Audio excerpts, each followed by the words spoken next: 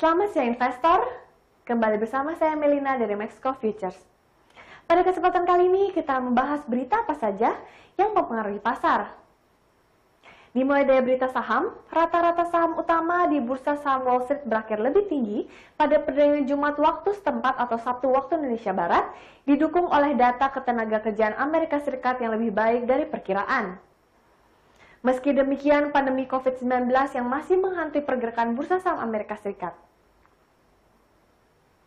Sabtu 6 Juni 2020, indeks Dow Jones Industrial Average melonjak 829,16 poin atau 3,15% menjadi 27.110,98. Sedangkan S&P 500 meningkat sebanyak 81,58 poin atau 2,62% menjadi 3.163,93. Semua 11 sektor utama di S&P 500 berakhir lebih tinggi. Sektor energi melesat sebanyak 7,46%, memimpin kenaikan. Kemudian indeks komposit Nasdaq naik 198,27 poin atau 2,06% menjadi 9.814,68. Biro Statistik Tenaga Kerja Amerika Serikat melaporkan pengusaha Amerika Serikat menambahkan 2,5 juta pekerjaan pada bulan Mei dan tingkat pengangguran turun sedikit menjadi 13,3%.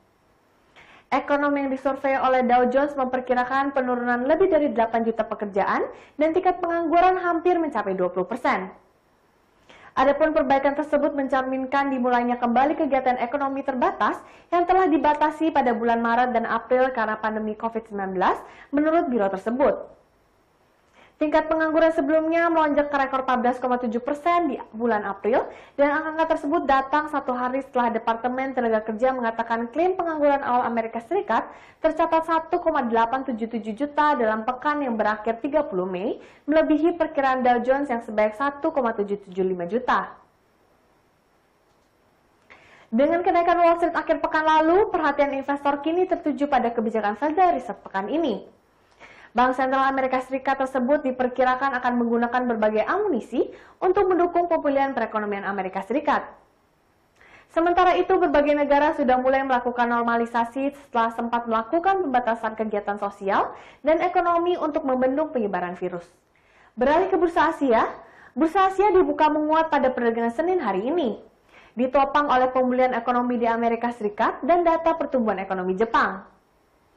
Indeks Nikkei 225 Tokyo naik 0,83%, indeks komposit Shanghai naik 0,59%, Hang Seng Hong Kong naik 0,67%, dan Kospi Korea Selatan turun 0,01%. Pada hari ini, Jepang mengumumkan pertumbuhan ekonomi kuartal pertama 2020 yang menyusut sebesar 2,2%. Meski demikian, angka ini lebih baik dari estimasi sebelumnya yang memperkirakan kontraksi sebesar 3,4%. Dengan demikian, Jepang resmi memasuki masa resesi.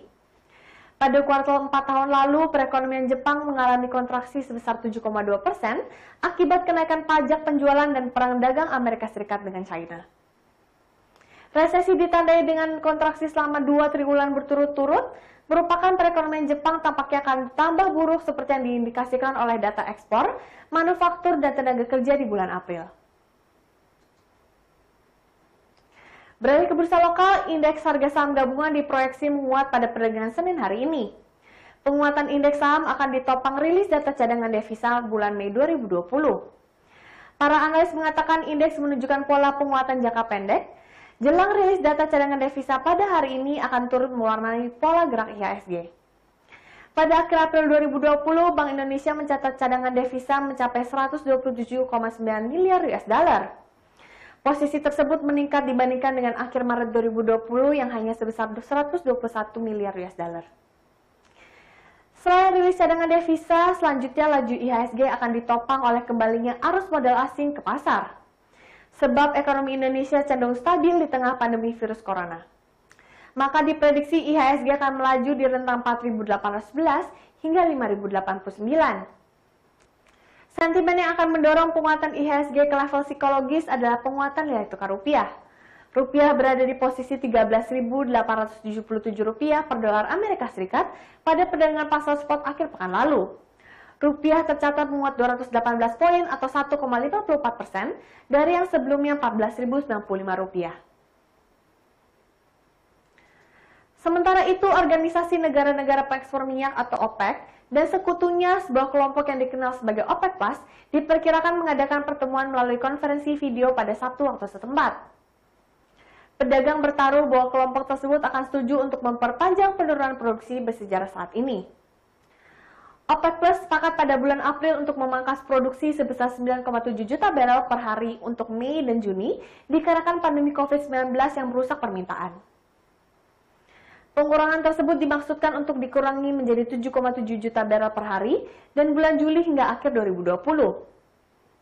Harga juga menemukan beberapa dukungan setelah data menunjukkan penurunan mingguan dalam hitungan rig Amerika Serikat. Jumlah pengeboran rig Amerika Serikat yang aktif untuk minyak turun sebanyak 16 rig hingga menjadi 206 rig di minggu ini. Total rig Amerika Serikat aktif sementara itu juga turun sebanyak 17 rig menjadi 284 rig. Sekian berita seputar saham dan komoditas untuk hari ini.